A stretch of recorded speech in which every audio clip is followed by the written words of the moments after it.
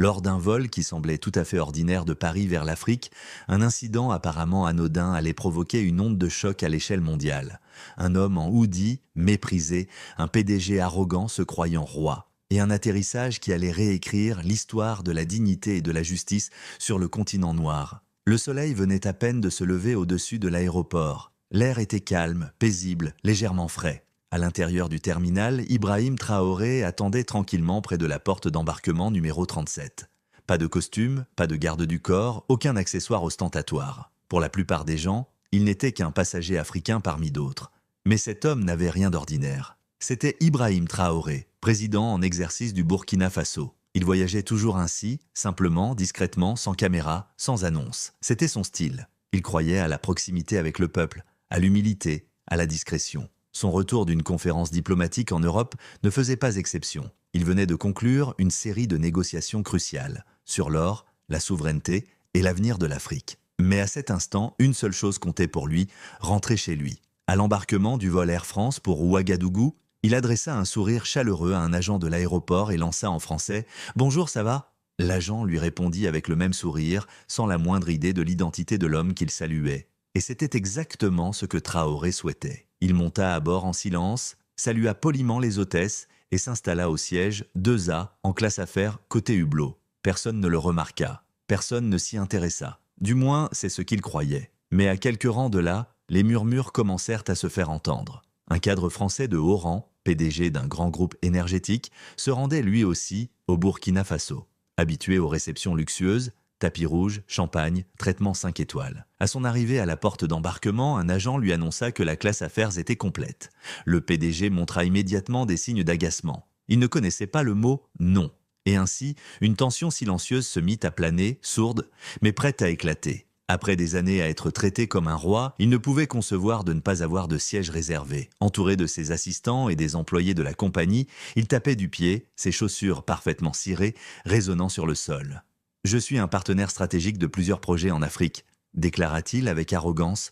Pour lui, cela signifiait que les règles devaient plier. Il exigea d'être surclassé immédiatement. Les agents s'agitèrent, chuchotèrent entre eux, vérifièrent leurs tablettes, mais la réalité était simple.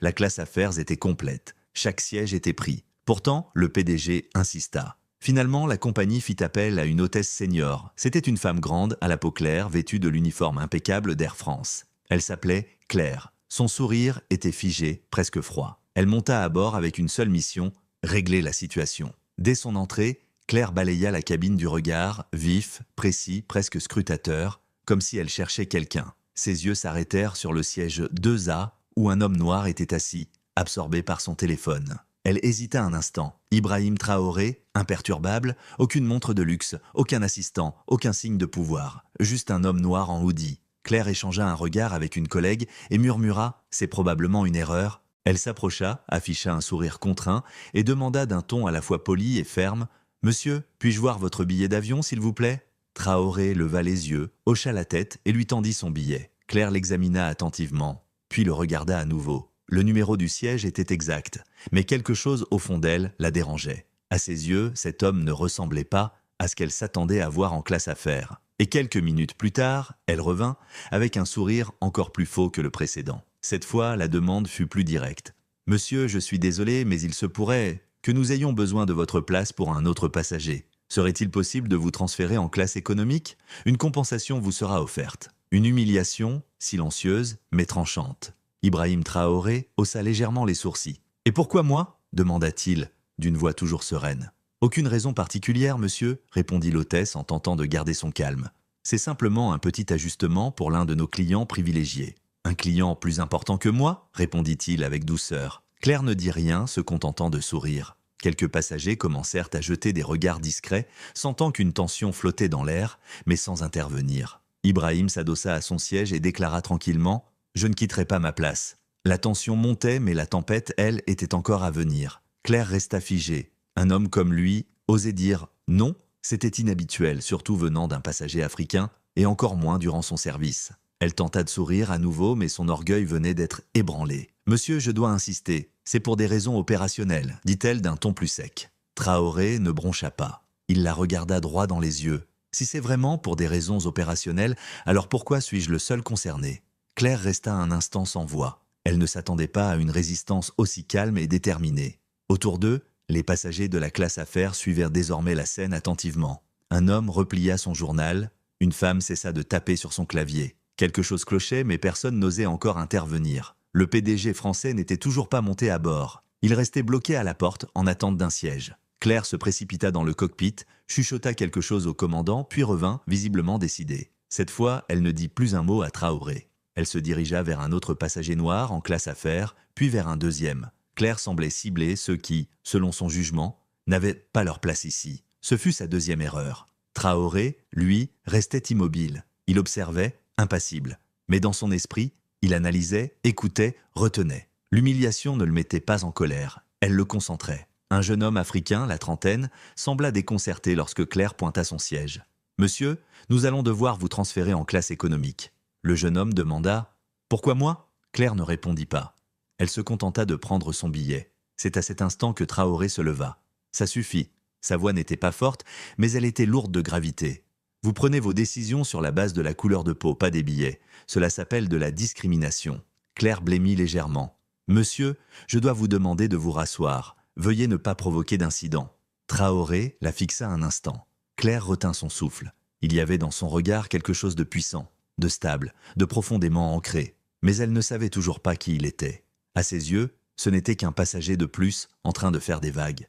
Elle se détourna, bouillonnante. Ces gens-là, marmonna-t-elle en français, toujours en train de chercher des ennuis. Le PDG fut enfin autorisé à monter à bord. Claire l'accueillit avec une courtoisie exagérée, lui tendit une coupe de champagne et dit « Nous sommes en train de réorganiser les sièges pour vous, monsieur. » Traoré, lui, s'était réinstallé, avait attaché sa ceinture et tapotait doucement la coudoir de son siège. Il n'avait plus besoin de dire un mot, car très bientôt, le monde entier saurait ce qui venait de se passer et qui venait d'être insulté. Le PDG s'installa en classe affaires tel un roi retrouvant son trône. Il ne daigna même pas jeter un regard à Ibrahim Traoré en passant. Claire, l'hôtesse, ajusta soigneusement son siège, lui tendit une serviette chaude, puis remplit à nouveau sa coupe. Le message était clair, « Vous êtes important, l'autre ne l'est pas ». L'avion roula sur la piste, puis s'éleva dans les airs, quittant le territoire français, emportant avec lui un moment qui allait bientôt ébranler deux nations. À l'intérieur de la cabine, tout semblait paisible. Les passagers se détendaient, les voyants des ceintures s'étaient éteints. Mais sous cette surface calme, une tempête invisible se préparait. Traoré, lui, restait parfaitement calme. Aucune plainte, aucun geste brusque, aucun appel passé. Il ne révélait rien de son identité. Il était simplement là, comme un homme qui regarde un film dont il connaît déjà la fin. De son côté, Claire évitait de croiser son regard. Quelque chose en lui la mettait mal à l'aise, mais elle choisit d'ignorer ce sentiment. Au milieu du vol, elle revint vers lui, sourire tendu aux lèvres. « Souhaitez-vous quelque chose à boire, monsieur ?» Il la fixa un instant et répondit simplement « De l'eau, ce sera bien ». Elle acquiesça rapidement et s'éloigna, aucune excuse, aucune formule de respect. Rien. Le PDG, lui, bénéficiait d'un tout autre traitement, celui d'une vedette. Claire riait à ses plaisanteries, se penchait vers lui, lui posait des questions sur ses grands projets en Afrique, lui répondit avec arrogance « Le Burkina Faso a bien de la chance de nous avoir. Nous apportons de l'ordre dans le chaos. » Claire hocha la tête, complice, totalement inconsciente du fait que l'homme insulté était assis à seulement 2 rangées de là. Une femme africaine, infirmière, en route vers Bobo Dioulasso, observait la scène. Elle secoua la tête et murmura à sa voisine « C'est notre président,